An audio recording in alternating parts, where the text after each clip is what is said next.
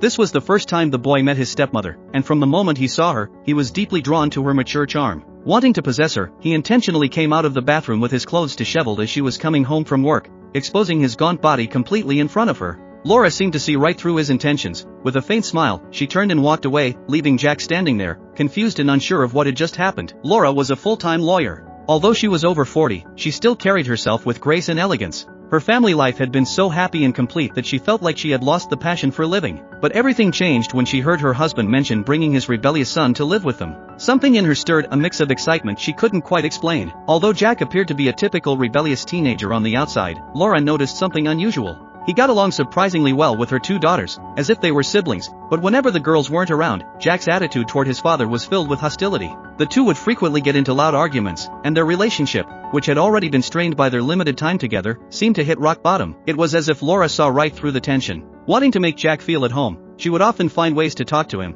and Jack didn't seem to mind her attempts. Although he kept a distance from everyone, deep down, he couldn't stop thinking about his stepmother. To test whether his stepmother might feel the same way, Jack intentionally brought a young girl home one day, introducing her as his new girlfriend. Laura appeared calm on the outside, but something inside her stirred a feeling she couldn't quite put into words. Later, when Jack and the girl went upstairs, Laura felt an odd sense of jealousy, especially when she heard the sound of the girl's shy laughter coming from above. She couldn't shake the feeling, and to calm her restless mind, she drank wine in large gulps. The next morning, Laura took her 2 daughters to swim at the lake. Seeing that she wasn't going into the water, Jack walked up and taunted her, suggesting that she couldn't match him in water skills. Not wanting her new stepson to think less of her, Laura didn't hesitate and jumped into the lake. The 2 of them spent the next while splashing around in the water, having a blast. From that moment on, their relationship took a more complicated turn.